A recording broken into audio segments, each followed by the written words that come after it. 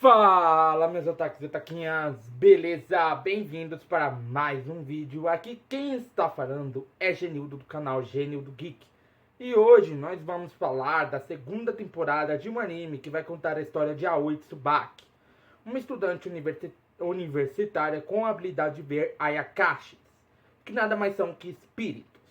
Ela herda a dívida de seu avô com um deles. Para pagar a dívida, ela se recusa a se casar com o credor.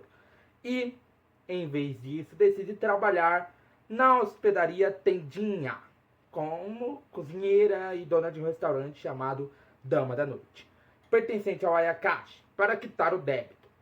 O anime explora a vida de Aoi no mundo dos espíritos e suas interações com os diversos Ayakashis que frequentam o local, com foco em seu desenvolvimento pessoal e nas relações que ela estabelece, incluindo o possível triângulo amoroso. Estou falando de Mundo Fantasma, Cama e Café da Manhã para Espíritos. Então já solta dando like, comenta embaixo, compartilha nosso vídeo, porque hoje ele será épico. Então vambora!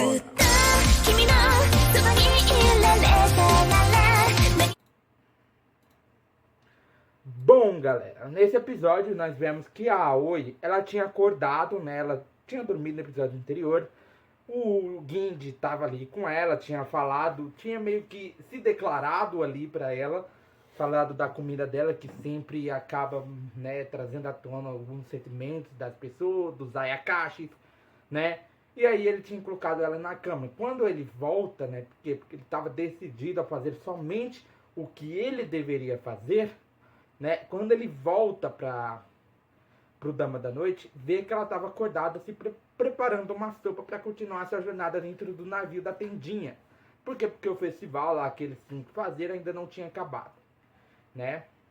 E aí ela subia a bordo do navio da Tendinha e ia para a capital, né? Para a capital real dos Ayakashis, né?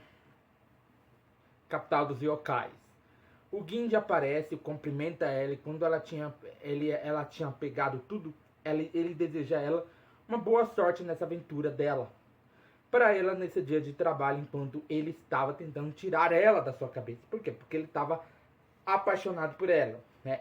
Ele está apaixonado por ela.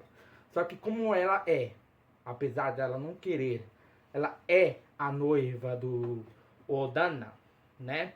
E algumas pessoas estavam fazendo propaganda da sopa, da Aoi e tudo mais, do restaurante Dama da Noite. E ela acaba sendo levada novamente para o lugar que ela tinha se refugiado, onde ela tinha conhecido o Taketio, né? E acaba descobrindo que ele tinha sido levado de volta para o palácio dos Yokais, né? O palácio onde ficava o rei dos Yokais, né? Justo quando ele estava se soltando, ele estava se libertando um pouco mais, ele estava comendo, né, comida, né? Ele estava voltando a comer e tudo mais. A Aoi tinha ajudado nisso, né? A Aoi tinha ajudado nessa liberdade que ele estava sentindo, né? Nessa soltura que ele estava sentindo em relação a ele mesmo, né? Porque ele é ele é neto do atual rei e tudo mais. E ela relata que quando saiu dali tinha ido às compras para voltar à Tendinha, acabou vindo o Odana chamando por ela, mas antes tinha visto um yokai que tinha visto ela, tinha olhado para ela. Mas esse yokai odiava a raça do Odana, que era ogro, né? Ele era um ogro. E durante essa viagem que ela tinha feito, né? Por conta que ela ouviu a voz do Odana, ela acaba se deparando com Raiju. Mas se não fosse Byakuya, né? O Raiju queria usar ela para atrair o Odana. Se não fosse Byakuya, eles teriam, né? Teria acontecido alguma coisa, ela teria sido levada, né? E sido usada como isca para atrair o Odana, né?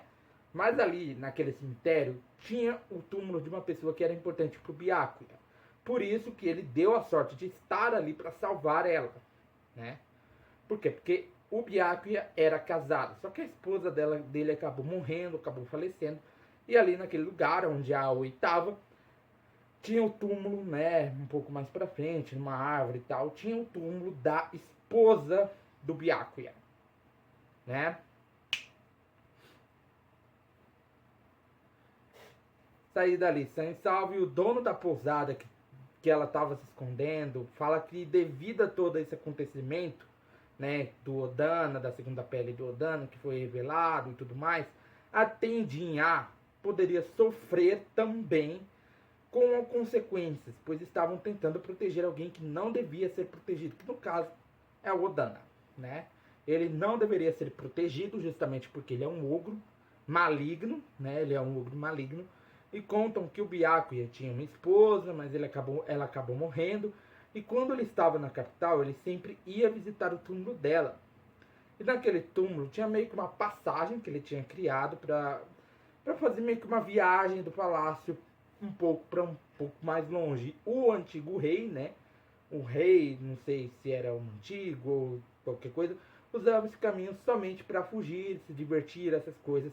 Fugir do palácio. Quando a Oi fica sabendo do Taketio, ela acaba querendo ir ver ele, querendo ir até ele. O próprio Sasuke fala que ela não deveria fazer isso. Por quê? Porque se soubessem que ela é a noiva do Odana, ela poderia sofrer algumas coisas, poderiam acontecer algumas coisas ruins contra ela.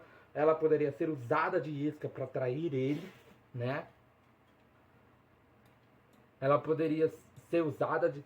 Mas, né, o próprio Byakuya queria falar com o rei. E aproveitando essa situação, ele decide ajudar, falando que tinha um jeito deles se infiltrarem dentro do palácio e encontrarem o Taketio.